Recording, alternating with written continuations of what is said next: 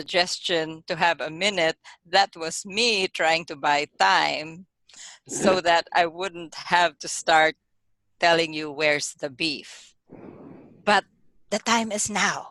So I really have to tell you where's the beef. The problem is, I don't know where's the beef. And that is really what I said to my boss, Gene Williams, many years ago. It was our first trip to New Delhi. And we were in this beautiful hotel, the Oberoi, and we were at the top floor. This was probably about 12, or maybe 12 floors, but that was the top floor in New Delhi. Buildings in New Delhi back then were not very high. So we were sitting there, and my boss was looking around at the food, and he gives me this squint. And when he squints, his eyebrows come together. And he's telling me, where's the beef? And I said to him, how's that? And he says, where's the beef? And I thought, he's an American. I thought he was joking. I thought, because where's the beef is a figure of speech, which means what's the fuss? What's up? What's the ado over nothing? So I thought he was joking. And then he repeated for the third time, where's the beef? I don't see any beef. And I started to look over the table, and indeed there was no beef. There were strange looking meats, but we didn't see any beef. Well, at least not roast beef. And just to indicate my cultural smartness, this was back in 1990, I called the head waiter. I was trying to impress my boss. I mean, I was supposed to be his assistant, and I was going to ask the head waiter. I wish I had asked him to do the asking, because he was this big, tall American, then he would have been the one embarrassed. But obviously, hindsight was always better.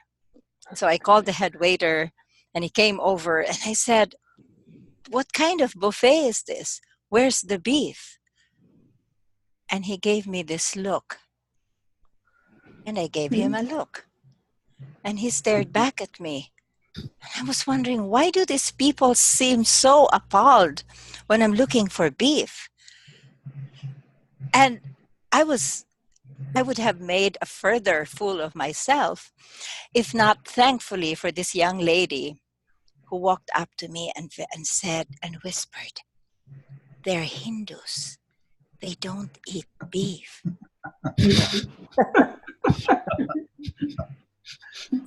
I was about to say, holy cow, and then I realized, no, that is probably not the right thing to say in this context. So I did the best thing I could do. I looked at the head waiter and just said, I am so sorry. Please bear with me. And he graciously accepted. And then he turned around and offered me different kinds of meats.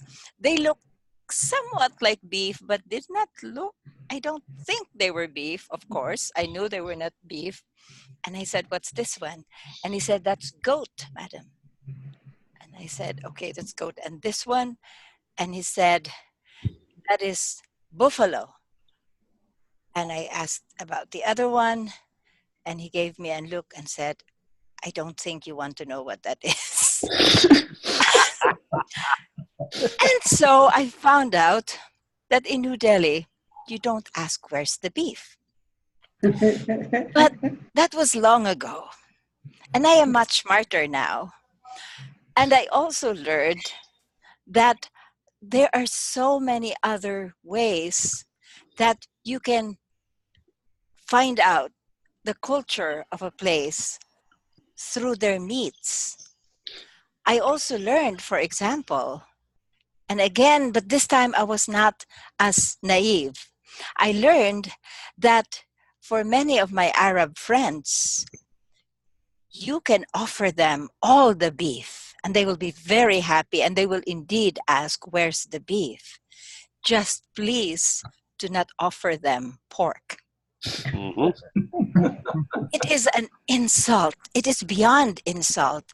It is more of a, you are defiling them. And so these things, over the years of traveling, I am still learning that perhaps the challenge that was most difficult for me was when there was neither beef, nor pork, nor chicken. In fact, I was asked, "Where's the meat?"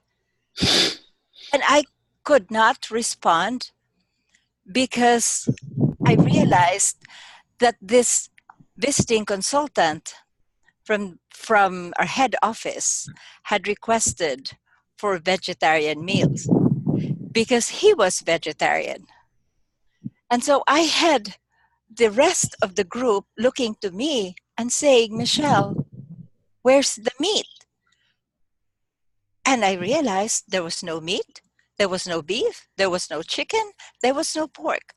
There were only different kinds of grass in different Mhm. shapes and forms: white grass, green grass, brown grass.